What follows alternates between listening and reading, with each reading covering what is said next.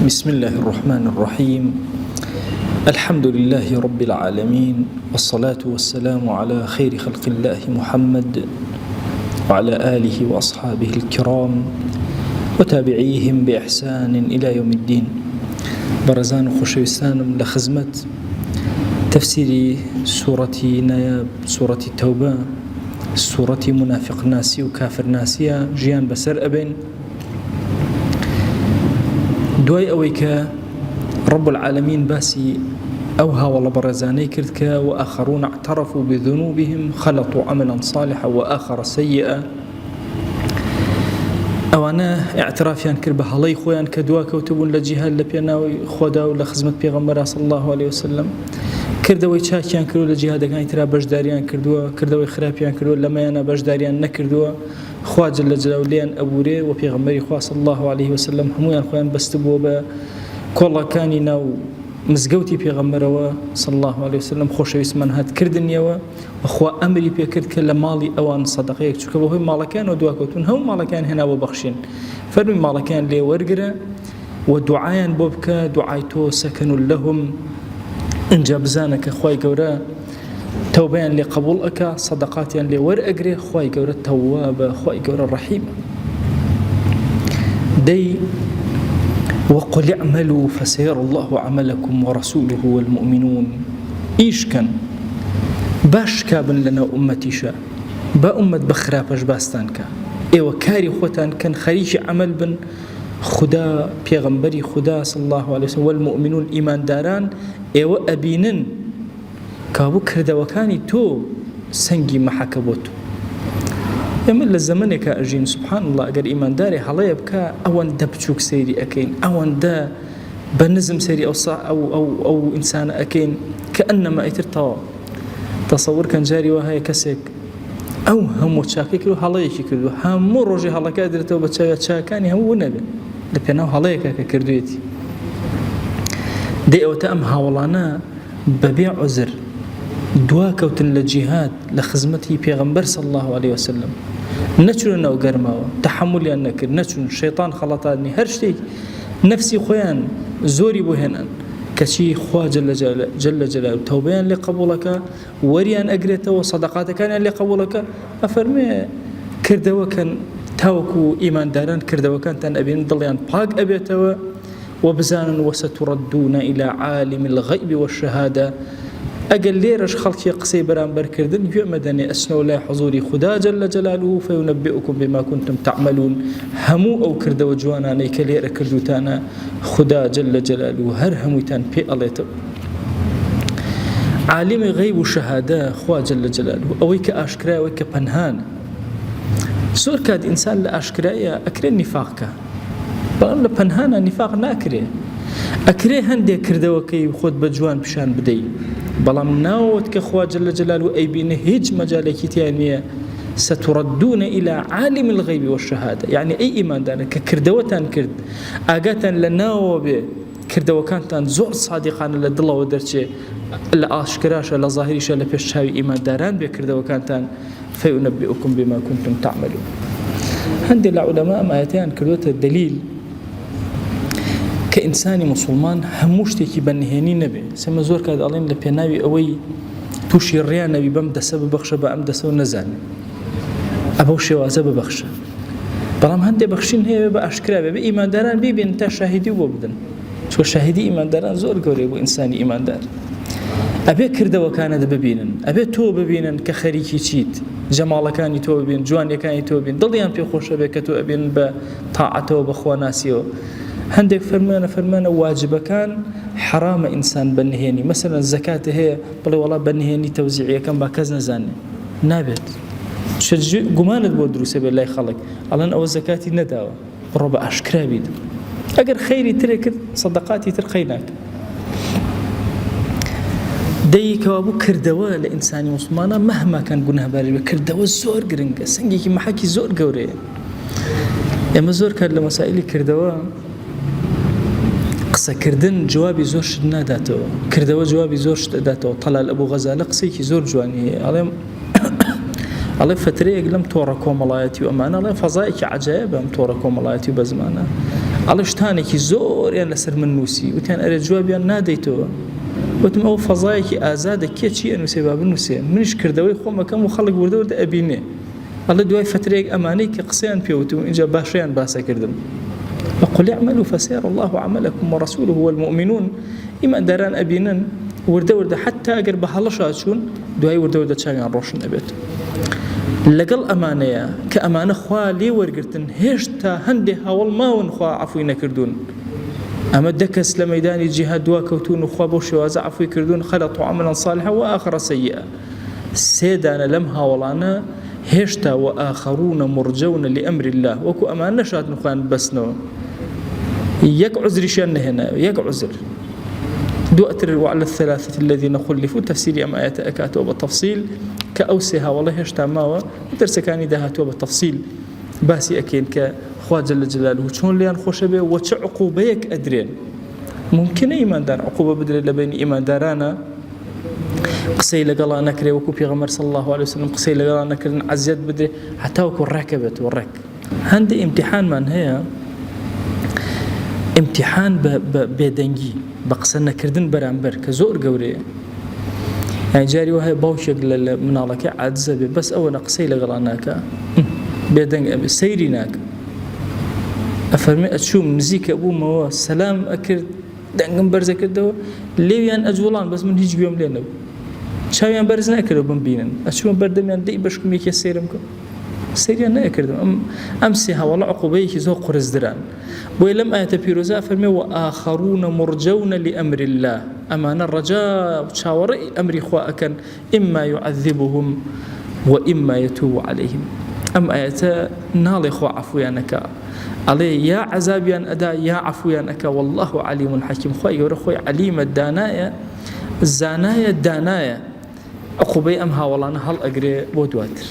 لە دوای ئەم ئاەتانە داستانێکەیە کە زۆر گرنگە لە خزمەتانە باس و بەیانی کەم ئەویش ئەوەیە کە کەسێک هەبوو بە ناوی ئەبوو عامر طبعا ئەوانەی کە دژایەتی پێغەمبەریان کردووە صلی الله عليه وسلم ئێمە زۆر کات کە باسی دژایەتی وەکەن ئەبوو لەهەب و ئەبوو جەهل و ئەمانەیەنە پێش چاومان لەکوێ لە مەککە ئەوە تەواوە ئەی لە مەدینە کێ بوون ئەوانەی دژایەتیانە کرد عەبدوڵڵای کوڕی ئوبەی لەگەڵ شێیە لەگەڵ ئەبوو عامری ڕاهب ئەبوو عامری ڕاهب سبحان الله حیاتێ زۆر عەجایبی يعني ئەگەر بە زمانی ئەمڕۆ بڵێن فێڵباسترین ڕاهیبی سەر زەوی ئەڵێن فێڵباسترین ڕاهیبی سەر زەوی ئەو پیاوە بیستە بووی کە پێغەمبەر وردە لە عەرەبەوە دێ لە جوولەکانی بیستە بوو چوو بۆ شام لە جوولەکانی زۆر پرسی کورەوە صفاتی چۆنە ڕەنگی چۆنە ئەخلاقی چۆنە زۆر شتیان بۆ باس کرد پێش ئەوەی پێغەمبەر بێ صلی الله عليه وسلم چووە شام و گەڕایەوە جلی ڕوحبانەکانی لەبەر کرد کە هاتەوە وتیانە ئەبوو عامری ڕاهب سوڵتەی معنەوی خەریب و وردە لەسەر مەدینە پێیاکە گەورەی ئەوز بوو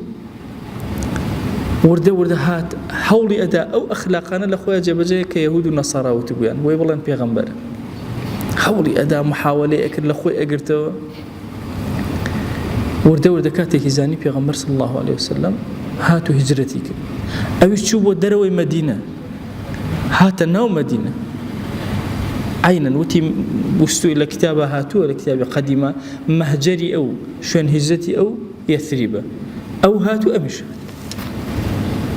إن جد دجاتي في غمري أكر صلى الله عليه وسلم رجي كان في غمري خاص صلى الله عليه وسلم قصي أكرت وتي أو قصانا أو هاني وتي أو كتابي كتو خندوته أجر دسكاري نكرابه بەو شێوازەیە کە من ئێڵم ئەگە دەستکاری کرد وتی تۆ دەستکاری شتەکانی خوات کردووە پێغەمبەری خوا صلی الله عليه وسلم فەرمووی کەذەبت درۆت کرد وتی ئەگەر من درۆزن بم یا تۆ درۆزنی یا من درۆزن ئەگەر من درۆزنم یا تۆ خوایە هەر کەسێک درۆزن بێ لەم دوانە فەقتوله فەریدەن طەریدەن بە تاقی تەنها دەرکراوە لە غەریبیە بیکوژە پێغەمبەری خوا صلی الله عليه وسلم فەرمووی ئامین دەیخوایە کامان درۆزن بین ئاوە وتی باشە ئەو سیفەتایی لە منە هەیە لە کتابەکانە پیان نەوتووی یەهود و نەسارا خۆیان بۆیان باز نەکردووی وتی ئەمانەی کە لە تۆیە هەیە حچی لێوە باز نەکرا جارێک تر پێغەمبەر صلی الله عليه وسلم فەرمی کەذەبتە درۆت کرد کاتێک کە هاوڵان لە غەزوەی بەدرە سەرکەوتنیان بەدەست هێنا ئەم شێت بوو شێت بڕیاریدا مەدینە بەجێ بێڵە چوو بۆ مەککە هانی قوڕیشەکانی ئەدا کورە وەرن دەیوەرن پەلامار بن من خوتەی حەر بەزانم ئەزانم چی بکەین باشە چۆن بکەین زۆر پیاوێکی زیرەک و لەبلەبە زۆری بۆ هەر هەمویان هێنا بۆ ئەهلی مەککە قەناعەتی پێکردن کە ئەبێ هجوم کەنە سەر مەدینە و پێیوتن وتی ئێمە ئەگەر بچین بەس بگەینە ئوحد تەواو ئیشمان تەواو لە ئوحدا ئێمە سەرکەوتن بەجێ خەمتان نەبێ لەگەڵ چوومە هاتمە دەرەوە بە ئەهلی ئەو سمود وەرنە ئەمبەرەوە هەمویان نیە لەگەڵ منە هەمووی بەجێ هەڵن هەمویان من گەورەی ئەوانم چوو لە ژێریشەوە لەگەڵ عەبدوڵڵای کوڕی ئوبەی ڕێککەوت عەبدوڵڵا سیقەی پێی نەبوو ئێزانی درۆزن جا درۆزن ئەناسی ئەو مەشهورە باشە وتی کاکە چۆن قەناعەتی پێ بکەم ئێوەتی کاکە کوڕەکەی خۆم حەنظەلە کچەکەی خۆتی بەرێت جەمیلە ئەوە قەرابەتمان بۆ دەزوو بووینە خزم ئێوەتی وەڵا باش هاتن حەنظەلە چوو داوای کێ کرد داوای جەمیلەی کرد جەمیلە کچی کێیە عەبدوڵڵای کوڕی ئوبەی حەنظەلەش کوڕی کێیە کوڕی ئەبوو عامری فاسق کە پێغەمبەری خوا صلی الله علیه وسلم دوای ناوی لەنا ئەبوو عامری فاسق نەک ڕاهب ئەم دوانە زەواجیان کرد یەکەم شەوی زەواجیان بۆ بەیانەکەی زوو حەنظەلە گوێی لێ بوو حەی عەلە الجیهاد و خۆی پێچایەوە جەمیلە وتی نەکەی نەڕۆی بەخوا تۆ بڕۆی سەد درۆ ئەوانم دوایی بۆ هەڵەبەسن کێڵێ ئەگەڕێیتەوە شوار لە خزمەکانە بانکە بڵێ ئەم ئافرەتەم گواستوێتەوە ئەوی شوار لە خزمەکانی خۆی بان کرد وتی کاکە ئەم ئافرەتەم گواستوێتەوە حەنظەلە ڕۆشت طبعا ئەم ئەبوو عامرە چی کرد هات لە ناو پێش ئەوەی مسلمانان نییە کافران بگەنە غەزوەی ئوحود یا با بڵێن بگەنە لای کێوی ئوحود ئەمە ئەیزانی چوو کۆمەڵە چاڵی هەڵکەن لە هەندێک شوێنی زۆر حساسە کە ئەیزانی پێغەمبەر صلی الله عليه وسلم بە تەجروبەی خۆی لێوە تێئەپەڕێ و کۆمەڵی خەڵکی دانا ئەگەر کەوتە ناو چاڵەکە بیکوژن فعلا لە ناو غەزوەی ئوحدا پێغەمبەر صلی الله عليه وسلم کەوتە یەکێک لە ناو چاڵەکە خوێن بە قاچی هاتە خوارەوە پەلاماریاندا حتى إمام علي دسي بيغمري قرت صلى الله عليه وسلم ورايك شاهد دروا كاتواني بيت دروا إن جاء أبو عامر لو كاتد دو جيشك وصابون هات ناو بير دم هر دو جيشك وهواري كر هو أو سبر من أناسن من أبو عامر الراهب من أوا ورن بولامن كان فاسق والله تو أبو عامر الراهب ني بيغمر صلى الله عليه وسلم راسي قلت تو أبو عامر فاسق ويسوي تلا كافرة تبى خو قوم كم هم تيكتشون دو أم محمد حموين تيقدر هاد أم أبو عامرة لنا أم غزويا عليك لو كسان بشدة جنگي أكر أو ويك كتلواني بشدة جنگي أكر حنظلي كوري حنظلة فلا مالي ده خريب أبو سفيان وكوجي دواتر أبو أسود هات جويل دنجي أبو سفيان بكوتوا قرايا حنظلي شهيد كتيري كي لدا لرمي على سرسنجي لبشتي ودرسو شهيدو حنظلة ورا كوري أمكس فاسقة پیغمبری خوا صلی الله علیه وسلم فرموی اما غسیلی ملائکه کبینی میتکه او پشتی کرده فرموی ام ملائکه ان شور پرسیار کن لخزانی پرسیار نکوت والله فرموی جمیله فرموی فریانه کود خوشی بشوا طبعا دعای او قصه تفصيل بخنوا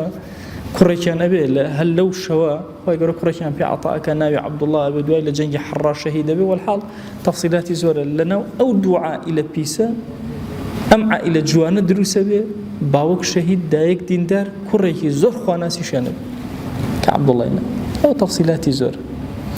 لدواي غزوي احد اتل غزوه كان ترى ام كابره خطي دا انا اهات بيوندي اكل بمنافقه كاننا ومدينه ومشاكل دروس كرد حتى مكير كما كفتح كرا هي بتبشي بو شوي تازه او بشتيشكا الرجل يا ولا هرقل بو شام شو شام قناعتي بهرقل كرد جيشي جوره بين باب سر مدينه بيش غزوه تبوك لغزوه تبوك كرم شكايه جرأتي او نكرت هاد تخطيطي كدانا تشيب كان بوي منافقه كان لناو مدينه كاركان كانوا هستيان بينكر سيري ام تخطيطه كان هات المزقوت يعني دروس كان مزقوت يعني جوان ترين شويني اسلام بهيسترين شويني كان مزقوته كي هالبجار بني عوفي هالبجار ورن كاكا منافسي بني عوف هنا دوزيا وبني عوف مزقوتي قبايان دروس كردو هات كرما مكاني وتي او ان بوتي مزقوتي ايو نتان به هات مزقوتي ضراريان دروس كرد مزقوتي ضرار وما بس او كوبون ومنافقين يتيا بكري كاروباري خوان يتيا بكري كساقين بسريانو جاروباريش ابو عامر الراهب بسردانيان كاتو لين يجيان لقلاب كاتو بكنا بنكيك حتى وكو هرجا كريت سر مدينه پیغمبر صلى الله عليه وسلم ام ايت بيروزانا طبعا ام قوم هاتن وتيان اي پیغمبر صلى الله عليه واله وسلم هاتوين بنو غنم وتيان هاتوين خزمتت ك ام مزغوته من دروس كردو نيجيتياكي فرموي لغزوي تبوك قرام ونيجيتياك كقراي وخوا جل جلاله اقداري كر كنوج لنا ام مزغوتان نكي ام ايت بيروزانا هات نخوارو أفرمي والذين اتخذوا مسجدا ضرارا وكفرا وتفريقا بين المؤمنين أواني كمزقوتي شان دروس كردوا مزقوتي ضرار باشا زرر در مزقوتي مضرة كفر سبحان الله خواب كفر نايبا وكفرا مزقوته وكفر نايبا وتفريقا بين المؤمنين وسيان تفرق دروس كان لنوان إيمان دارانا بهوي أم مزقوته وإرصادا لمن حارب الله ورسوله وبيكنا شويني مرصاد شويني مراقبة ومتابعة كاركردن بلام أفرميتي آياتك إرصادا لمن حارب الله ورسوله من قبل باسي كيك باسي أبو عامر فاسقك كأمز قوتب كان شوينك لان كيك بو أو كمحاربي خو پیغمبري خوای کرد صلى الله عليه وسلم پیشتر ان جدوایش هاتبون كاتك مزگوتك سوتين را ولا يحلفن ان اردنا الا الحسنى پیغمبري خو صلى الله عليه وسلم امري کرد بسوتاني مزگوتك امان هات دسيان کرد بسوين خواردن ك ام مزگوت بس ما تشاكبوا والله يشهد انهم لكاذبون خو جل جلاله خو شاهد لسروي امان منافقا دروك لا تقم فيه ابدا قد لنا أو مزقوتان نيوجنك دي قد بدن أقل ليرة أصحابي ترور دور دبويان دركوت كي منافقة كم الله لمنافقين دركوت لمسجد أسس على التقوى من أول يوم أحق أن تقوم فيه مزقوتي هل كم رجو كمزقوتي قبايا لسد تقوى وخوانا سيبو نادنراو أو باشترو وشاكترو أحق تربوي كتوتي أبوستي ونيجي تيابكي فيه رجال يحبون أن يتطهروا كم الله إيمان داريتيان حزيان بباكجي وباكرنويا والله يحب المطهرين كهندي العلماء باسي طهاري الظاهريان كردوا هندي قفرمون أم إيمان دارنا طهاري الظاهري وباطنيان هو ناخيان باك وكم منافقين نبون ونيجو دزنيجيان زور باك وبخت دي أجر دقتش أم آيات بيروزانا بدي أبيني منافقين أو تالي رب أشكرا لأنه مدينة أم كاران أكن في غمري خاص الله عليه وسلم نأيان كجي ندري أنا كلا مدينة نا هشتها مجالات التوبان بو أكرته مجالات يعني لعل أقرنا ولعل التوبة أكن لعل برشمان ابنه أم آيات بيروزانا هم يعني دليل النسر أوي كمنافقين ممكنة مزقوت دبو بكار بين ملاي تعظوب ودروس كان اشتبوب كان حل زمان آخري كان إما وانا زين إيش يقروج دو روجا وكاري جارك ودو جار كافران بيدينا تشيان بي بكري كردويانا وتشيان لدز بي جيب جي أكن لبيناوي أوي كاركاني خويان سر بكري أم أبو عامري الراهبة يا فاسقة أو أبو لدواي أميك أمشي نجاحتي نهنا أم خطة خبيثة كبير لو أكاتو لو زمان ورا مزقود دروس كي بود جايتي مزقود سيري أو فكرة بيسيك تواتر أو أبو للريا بروشام أروشتو لو لاقي كو تخوارو طريدا فريدا مرت قال بو دروزنكو دعاك جيراو أم آيات بيروزا حكمي زور قورة باسو خواسي زور قوريتي إيمان دار به زور تشاو كراوه به هر كاتي أمتي إسلامي هوشيار به منافقين وكافر وأمان زور ناتوان دركي بيبكن يعني ناتوان زوري بو بينن بيفوتينن بلام أجر بيتو هوشيار نبي أزاني أكوت جير كاريجري أمان تصور كبخود نازن كاتي أزاني لقل زمرة منافقين أبو منافقين إيشا كبخود النزاني وإيماندار أبي زور بحذر بزور هوشيار دائما عامتي مسلمانان أبي جورك للتنسيق للنيواني أنا هبي سدي قد بدن أمر أمتي إسلامي شون هر کسی بیه مشغوله که هر کسی بیه وچ که هوشیار بس هزار سال ما حکم جهان من کردوه ازن چند هولیان داو مشغول من کن مشغول نبوین چند جار هولیان داو بمان شکین نشکاوین ازن چند گرنگ لحیاتی امتی اسلامی انسان بخوانتوا توی و تصور کن لخ زمانی پیغمبر صلی الله علیه وسلم ام منافقو ام کافر خدی خل بازان امانیان کرده به أبي لو هزار صالات شيء أنكر دبي شيء لجسري أنا جزر أبي بلام أمتك وشيار بو هيش تأثير ناكه بلام أجرنا وشيار بو بشتكي بسيط بدواء أروى بشتكي بسيط يتر بدواء كاتي زاني خوي لدس أدا برامجي خوي لدس أدا كاري خوي لدس أدا زور طبيعي كاري كي جوانت هي بروجي جوانت هي أهلي مزجوتي مشكلة كبو دروسك إن لمزجوت أبوي لمزجوت بتوري واد لي كان كنيجي جماعة إلا مزجوت أنك واد لي كان أنواع فرتو في الله يسير أن هيك الشباب وجنجي أمته لخشتبر بوي أمته بزوء بوشياري ما ملكا لعل رب العالمين درجة خير من لبكاته بمن جرى لو كسانك أبينا بردي بنا غبو هستانه وأمته خواجان داول لي أكين بناوي جوانت بصفتي برزت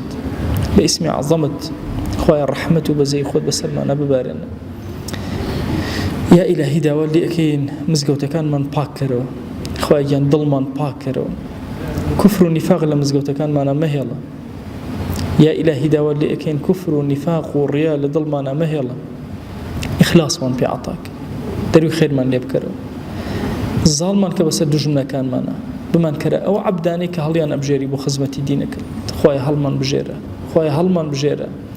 أجر شيء إما شيان نبي نخويا شيان مانك دروس مانك دائما مزلنا يا رب العالمين آمين آمين والحمد لله رب العالمين وصلى الله على سيدنا محمد وعلى آله وصحبه وسلم تسليما كثيرا أبدا إلى يوم الدين خويا يقول لقناهي من الشيء جبوري خويا من قبلك